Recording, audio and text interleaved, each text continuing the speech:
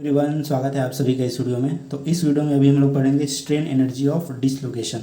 मतलब सिंपल भाषा में बोलूँ तो डिसलोकेशन की एनर्जी के बारे में हम पढ़ेंगे, है ना। उसका फॉर्मूला डिराइव करेंगे और कुछ न्यूमेरिकल्स बनाएंगे। ओके, इससे पहले मैंने डिसलोकेशन के 2 वीडियो अपलोड कर रखे हैं।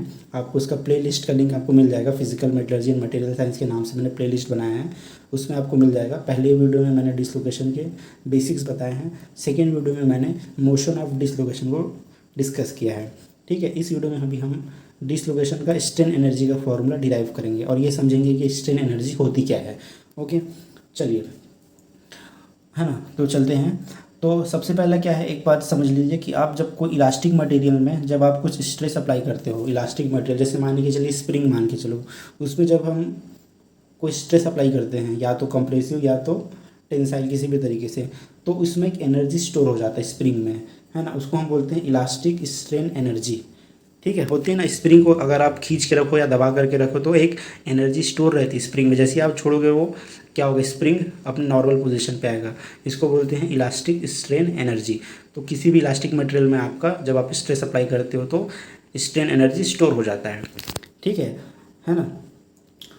तो इलास्टिक एनर्जी जो स्टोर होता है उसका फॉर्मूला क्या होता है, तो उसको हम ये फॉर्मूले से निकालते हैं। Elastic strain energy stored per unit volume, मतलब पर यूनिट वॉल्यूम में कितना एनर्जी स्टोर रहेगा, उसका फॉर्मूला है half into sigma maximum into strain maximum. यहाँ पे सिग्मा क्या है, जो जितना आपने स्ट्रेस अप्लाई किया, और ये एप्सिलॉन ये क्या है, जितना उसमें स्ट्रेन हुआ।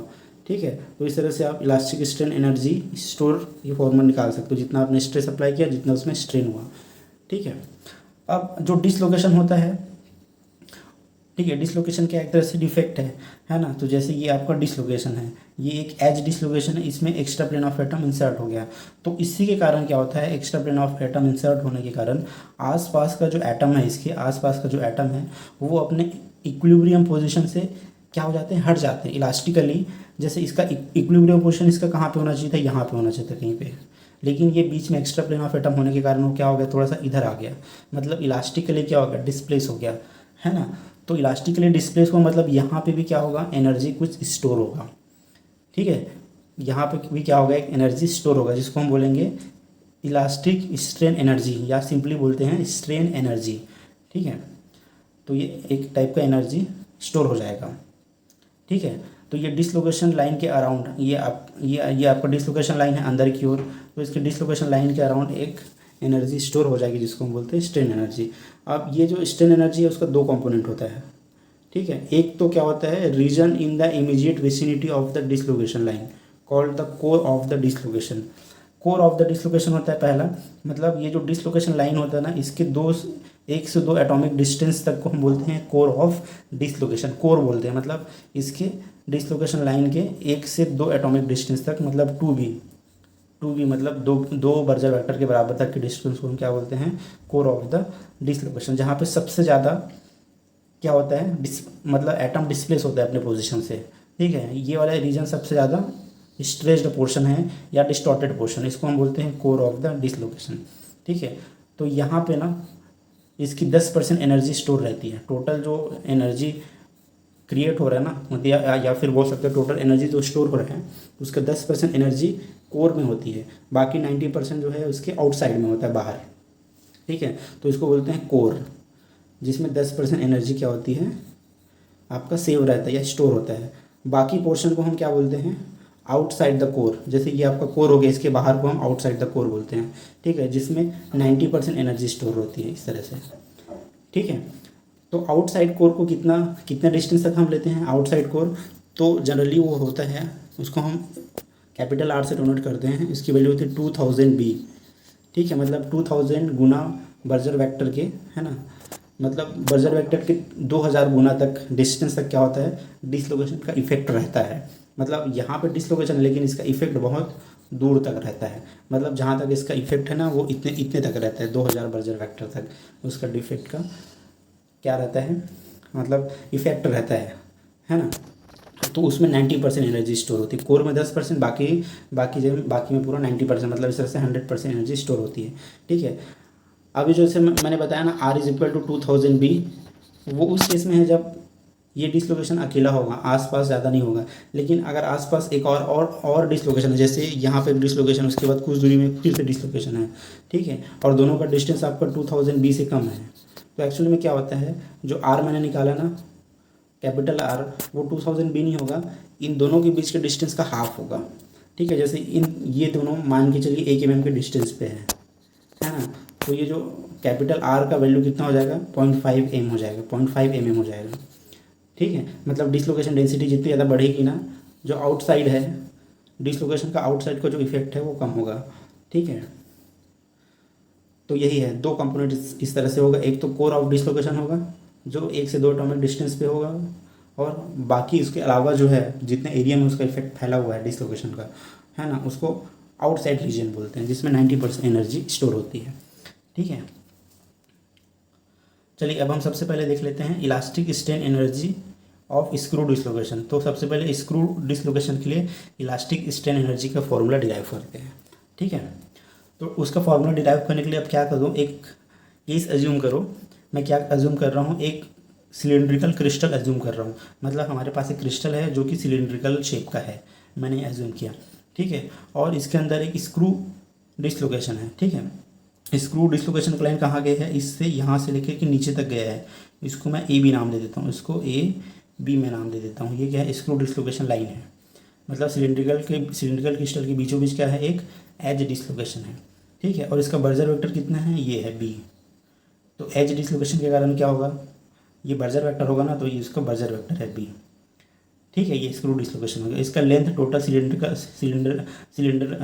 का लेंथ कितना है, एल है, ये हम अज्यूम कर रहे हैं, ठीक है ना। अब मैं क्या अज्यूम किया, एक एनालस मैं इसमें अज्यूम कर रहा हूँ, मतलब ये एक सिलेंडर क्रिस्टल में एक और रिंग मैं अज्यूम कर रहा हूँ, ऊपर से नीचे तक पूरा रिंग, ठीक है। मैंने क्या किया, एक रिंग अज्यूम किया जिसका मैंने डायमीटर कितना लिया है, या रेडियस कितना लिया, मैंने आर लिया है, ठीक है। और ये जो रिंग अज्यूम किया, इसका रिंग का आउटसाइड डायमीटर आपका आर है, और इसका जो मोटाई है वो कितना है, डी आर है। इसका जो ये रिंग जो मैंने एज्यूम किया, इसकी मोटाई कितनी मैंने एज्यूम की, डी आर, ठीक है। अब इस डिसलोकेशन को आप ऐसे ओपन कर दो, ये जो रिंग जैसे मैंने बनाया था ना, इसको आप ओपन कर दो, तो ओपन जब करोगे ऐसा सीधा करोगे तो आपको कैसे दिखाई देगा, इस तरीके से एक ब्लॉक जैसा दिखाई देगा, ठीक है।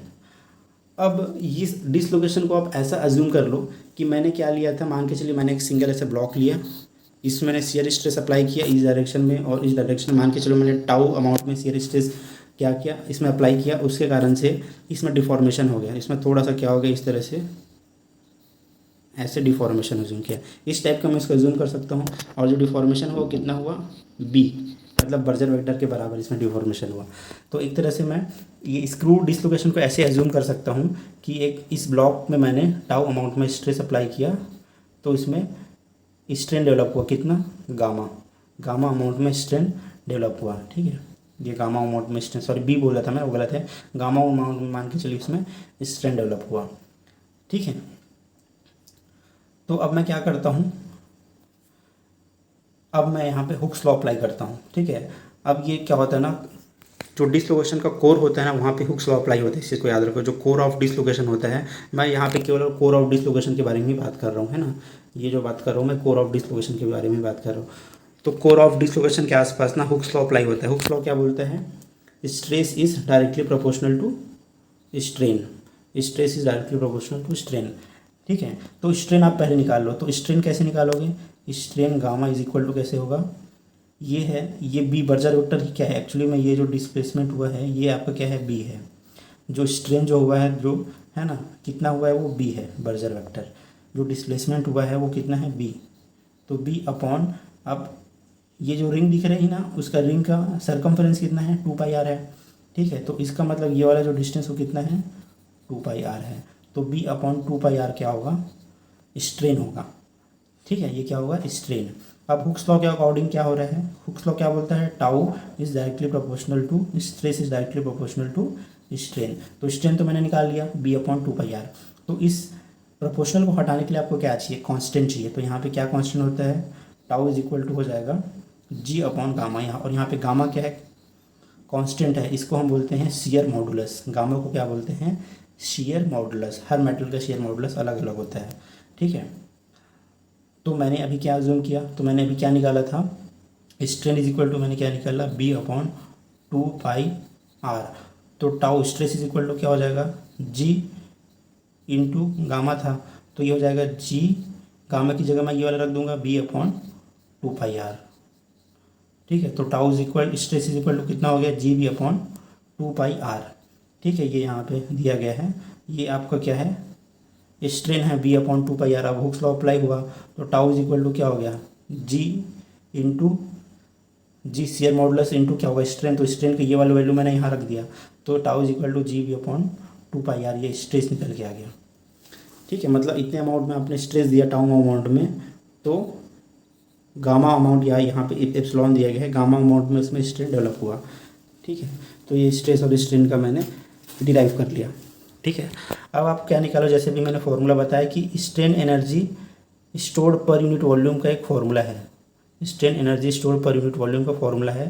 तो strain energy per unit volume is equal to होता है 1/2 इंटू स्ट्रेस इंटू स्ट्रेन। ठीक है,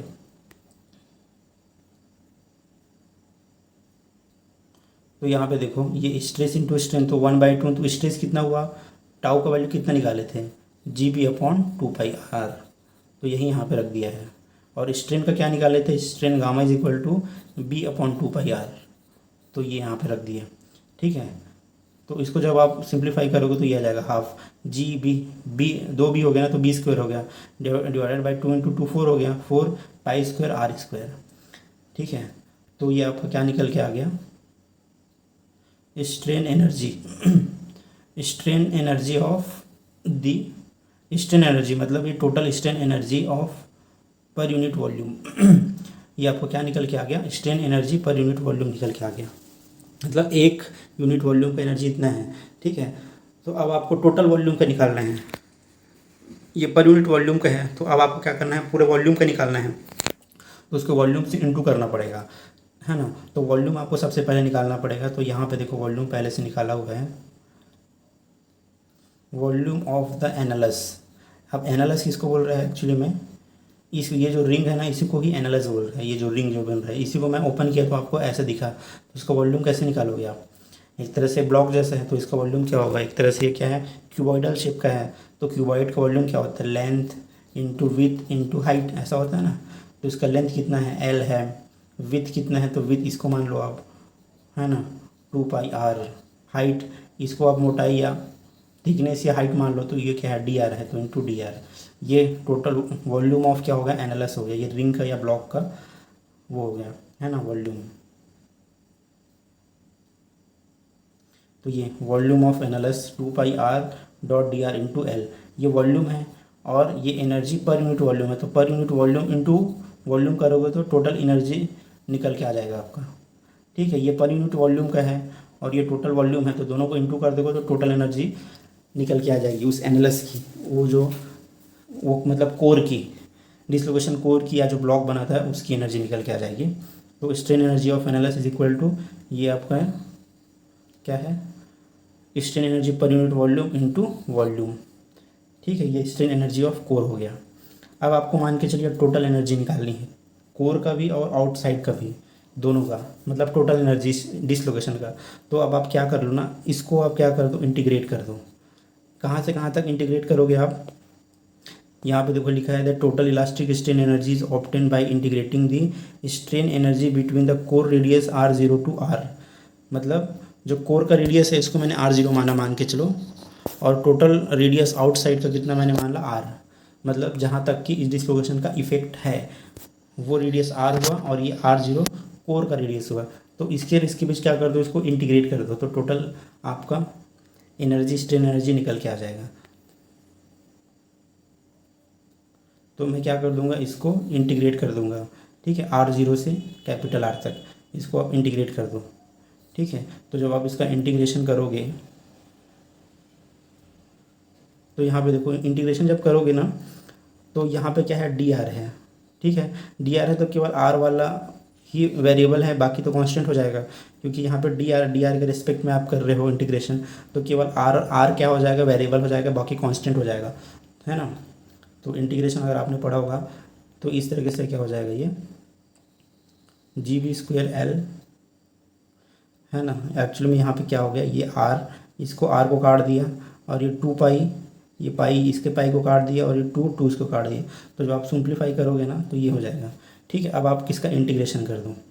जब आप इंटीग्रेशन करोगे तो जैसे मैंने बनाया डी आर है, तो डी आर मतलब आर वेरिएबल है खाली, बाकी कांस्टेंट है, तो ये इधर चला गया। ठीक है, ये सिंपल इंटीग्रेशन है यहाँ पे, ये इधर चला गया। ठीक है, तो इसके बाद एक स्टेप ऐसा होता जो यहाँ पे दिया नहीं है, G B square L upon 4 pi, तो इसका इंटीग्रेशन हो जाएगा D R R zero R. ठीक है, ये कांस्टेंट है करके बाहर निकल गया। ठीक है, तो नेक्स्ट स्टेप ये वाला होगा फिर G B square L upon 4 pi L N. अब ये क्या है, एक्चुअली में यहाँ पे डी आर बाई आर है ना। तो एक फॉर्मूला होता है 1/x इंटू डी एक्स, तो इसका फॉर्मूला होता है एल एन एक्स, ये होता है ना। तो यही फॉर्मूला यहाँ पे अप्लाई किया गया है, तो ये आपका ये आ गया। ठीक है, R upon capital R upon 0। तो अभी हम लोग निकालेंगे strain energy per unit length, strain energy of dislocation per unit length. तो अगर मैं पर यूनिट लेंथ के निकाल रहा हूँ तो एल यहाँ से मुझे हटाना पड़ेगा, क्योंकि मैं क्या कर रहा हूँ, एक यूनिट लेंथ के लिए निकाल रहा हूँ। ठीक है, मैं क्या निकाल रहा हूँ, strain energy of dislocation per unit length. तो पर यूनिट बोल दिया लेंथ को मैं, तो यहाँ पे ये एल हट जाएगा क्योंकि उसकी वैल्यू 1 हो जाएगी। ठीक है, ये आपका हट जाएगा यहाँ से। ठीक है, क्योंकि मैं पर यूनिट लेंथ के लिए निकाल रहा हूँ। अब ये जो L N R upon R zero है, L N R upon R zero है, ये बराबर होगा 4 पाई के। ठीक है, अगर मैं एज्यूम करता हूँ कि बी का वैल्यू कितना है, बर्जर वेक्टर की वैल्यू 10 एंगस्ट्रॉम के आसपास है और जो आर है वो काफ़ी बड़ा है। ठीक है, मतलब यहाँ पे क्या एज्यूम किया गया है कि आर को बहुत बड़ा बताया गया है, माइक्रोन्स में बताया गया है, मतलब 10⁻⁻6 के साइज़ में है। और ये जो ये बर्जर वेक्टर है वो आपका 10⁻⁻10 के साइज़ में है। ठीक है, तो मैंने बताया था कि आर ज़ीरो कितना होता है, 2 बी के आसपास होता है, और कैपिटल आर आपका 2000 बी के आसपास होता है। तो जब आप इस वैल्यू को यहाँ रखते हो तो ये 4 पाई के बराबर होता है। तो ये वाला क्या हो गया, 4 पाई हो गया। तो 4 पाई कट जाएगा। तो strain energy of screw dislocation per unit length कितना हो गया, जी बी स्क्वायर हो गया। ठीक है, जी बी स्क्वायर हो गया।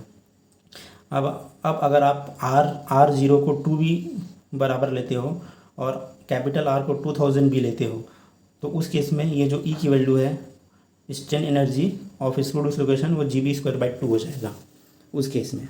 ठीक है, अगर आप आर ज़ीरो को कितना ले रहे हो, 2 बी एज्यूम कर रहे हो, मतलब कोर ऑफ डिसलोकेशन 2 बी है, और मान लीजिए आउटसाइड डायमीटर जहाँ तक का इफेक्ट है उसको मैं 2000 बी मान रहा हूँ। तो ये वाला अगर आप रखोगे यहाँ पे, मतलब एल एन, एक्चुअल में एल एन टू अपॉन कितना 2000 अपॉन 2 हो जाएगा। तो अगर आप ऐसा कुछ होगा तो जब आप इसको निकालोगे तो ये आपको मिलेगा is equal to G B square by 2। ठीक है, तो यही सबसे ज़्यादा यूज़ होता है, G B square by 2 is equal to G B square by 2 क्या है, स्ट्रेन एनर्जी ऑफ डिसलोकेशन है। ठीक है, अब आप एक चीज़ यहाँ पे इस फॉर्मूले में समझ रहे हो कि जो डिसलोकेशन की एनर्जी जो होती है वो सीधी तरीके से किस पे डिपेंड करती है, बर्जर वेक्टर पे। क्योंकि जी क्या है, कांस्टेंट है। जी किसी भी मटेरियल का शेयर मॉडुलस क्या होता है, कांस्टेंट होता है, चेंज नहीं होता है। तो एक तरह से बोलोगे तो डिसलोकेशन की एनर्जी किस पे निर्भर कर रही है, बर्जर वेक्टर पे।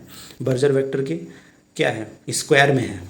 ठीक है, मतलब बर्जर वेक्टर जितना ज़्यादा होगा डिसलोकेशन एनर्जी उतनी ज़्यादा होगी, है ना।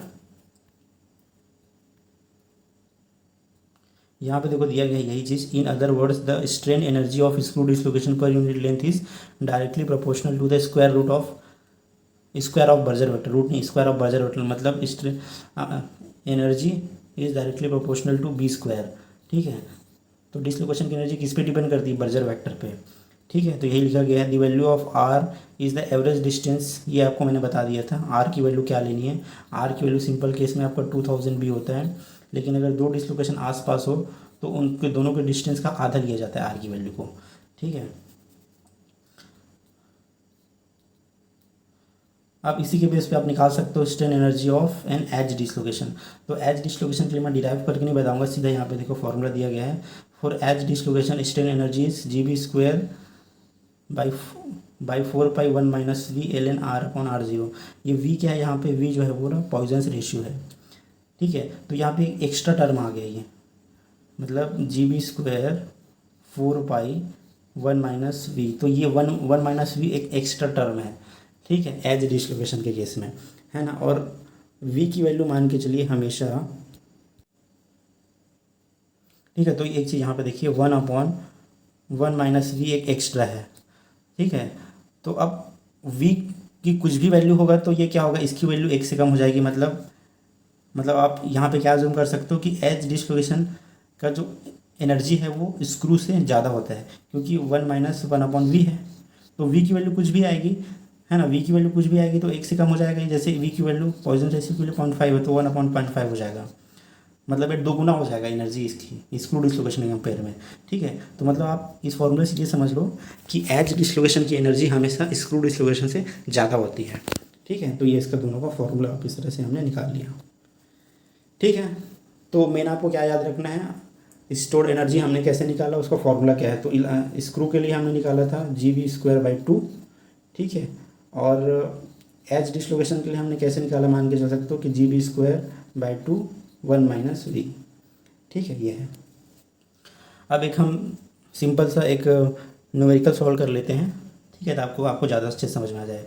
एक न्यूमेरिकल में क्वेश्चन क्या पूछ रहा है कि iron has a shear modulus of 0.7, shear modulus G की वैल्यू बोल रहा है 0.7 × 10⁻11 एंड बी, मतलब Burgers vector b is equal to है 3 × 10⁻10⁻⁻10 है। तो calculate the strain energy of dislocation, तो आपको स्ट्रेन एनर्जी कैलकुलेट करना है डिसलोकेशन का। तो डिसलोकेशन की एनर्जी इज इक्वल टू हो जाएगा GB²/2, ठीक है। अब देखिए इस क्वेश्चन में एक और चीज़ दिया गया है जो मैंने क्वेश्चन में इंक्लूड नहीं किया है, उसमें यहाँ पे दिया गया है कि R0 को यहाँ पे लिया गया है 2B और कैपिटल R को लिया गया है, अज्यूम किया गया है 2000B, ठीक है। तो जब हम ये चीज़ को रखते हैं ना तो आपको एनर्जी क्या आ जाती है, इज इक्वल टू GB²/2 आ जाती है। तो इस फॉर्मूले में बस सीधे आप रख सकते हो, जी की वैल्यू दिया गया है 0.7 × 10⁻11, है ना, इंटू बी है, बी की वैल्यू कितनी देगी है 3 × 10⁻−10, तो इसका स्क्वायर हो जाएगा B²/2। तो जब आप इसको पूरा कैलकुलेट करोगे ना, कैलकुलेटर में अगर कैलकुलेटर में डालोगे तो इज इक्वल टू आपकी निकल के आ जाएगी 3.15 × 10⁻9 न्यूटन, इतनी आ जाएगी। क्योंकि इसका जो है यूनिट है वो न्यूटन पर मीटर स्क्वायर में दिया गया है, तो इसकी यूनिट कितनी आ जाएगी, न्यूटन में आ जाएगी, ठीक है, न्यूटन मीटर में आ जाएगी, ठीक है। इसकी एनर्जी जो है न्यूटन में, या फिर बोल सकते हो इसको जूल पर मीटर में। तो इतना आपकी क्या आ गई, एनर्जी आ गई, ठीक है। तो इस तरह से आप स्क्रू डिसलोकेशन का और एज डिसलोकेशन का हमने स्ट्रेन एनर्जी के बारे में पढ़ा, ठीक है। तो आप लोग ज़रूर इसका जो फॉर्मूला है उसको याद रखिए, बहुत इंपॉर्टेंट है, आगे काम आएगा, ठीक है। तो इस वीडियो को मैं यहीं पे एंड करता हूँ। नेक्स्ट वीडियो में हम लोग पढ़ेंगे फोर्स ऑन डिसलोकेशन, मतलब डिसलोकेशन में जो फोर्स अप्लाई होता है उसका फॉर्मूला हम लोग डिराइव करेंगे, ठीक है। ओके, अगर आपको कोई डाउट हो तो आप कमेंट सेक्शन में पूछ सकते हो। Okay, bye bye, thank you so much and God bless you all.